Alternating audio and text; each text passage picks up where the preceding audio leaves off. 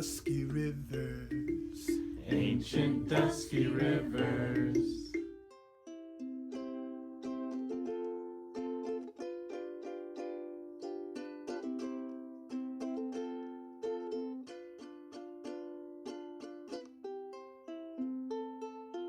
So for me, what makes Wilmington a great place for writing and literature is the fact that we have so much history here. I mean, we have famous writers and artists that have come and gone throughout history. We have, the only coup d'etat in 1898.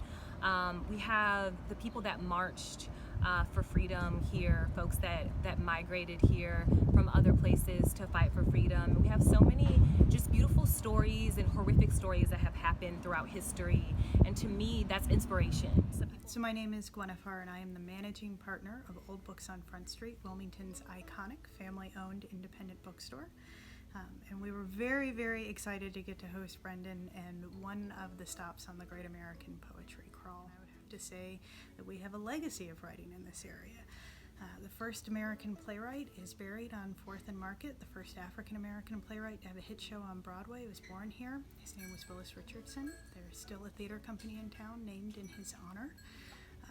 And since we incorporated as a town, we have been focused on preserving our experiences on the page and in story as much as we can. Because Wilmington is a place where people mobilize literally within a matter of seconds. And to me, that's what keeps the heartbeat of the written word alive here. The fact that at any moment's notice, anything that happens here that is wrong or unjust or not fair for the common person, people mobilize, they get into the streets, they raise their voice, they scream. And to me, those voices being allowed is how we're keeping the writing and the written word and artistry and poetry alive. The South will birth a new kind of haunting in your black girlness, your black womanness. Your body becomes a poached confection, honeyed enigma pledging to be allegiant. The muddied silk robe waving in their amber waves of grain, of bigotry. Your skin a rhetorical question, blood-stained equation no one wants to answer. You will be the umber, tawny, terracotta, tongue splattered on the American flag, beautiful brown-spangled anthem that we are. So one of the things that makes this a fantastic place to be a writer or a poet, and this is going to sound like a little bit of a commercial, but is the MFA program at UNCW. The grad students and the undergraduates work together not only in our program, but in this town, in this very space where we're sitting right now. Both those groups put on a monthly reading series that they curate themselves, that welcomes community members, and nobody has to make them do this. They seem naturally oriented toward a kind of town and gown effort, understanding that if they're going to write here and they're going to live here and they're going to study here, then they ought to be part of the community and they ought to be using the resources and the gifts that they've been given as students to enrich the community.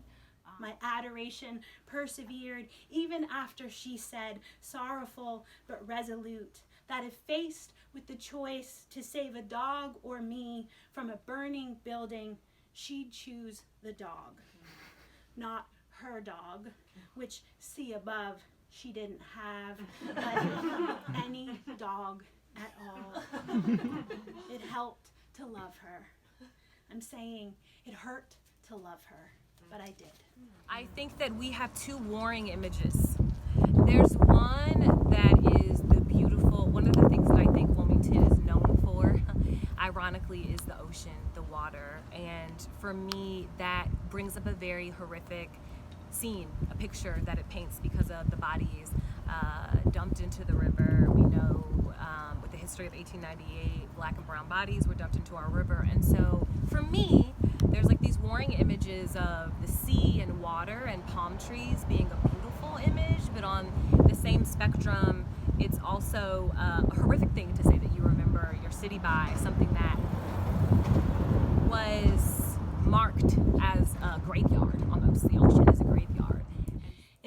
hurricane poem, it would feature the dead fish on I-40, a gleam in after-water sun, gaping, dull-eyed, silver and a stink. Small fish peeking from a big fish mouth, hunter and prey both caught off guard by death, I guess, when floods receded, or one body jostled into another's. Little fish inhaled instead of one last breath. So much tumult. And the poem would feature this October blooming, all our flowering trees, tulip magnolia, red bud, wild cherry, dogwood, convinced by wet soil and sunshine that spring has come a second time this year. I've known rivers in the north and the south. I've known rivers in the north and the south. I've known rivers in the east and the west. I've known rivers in the east and the west. From North America From North America and South America. There will always be a bit in the mouth of the horse that was too stubborn like me to ever be spooked by your ghost. Thank you.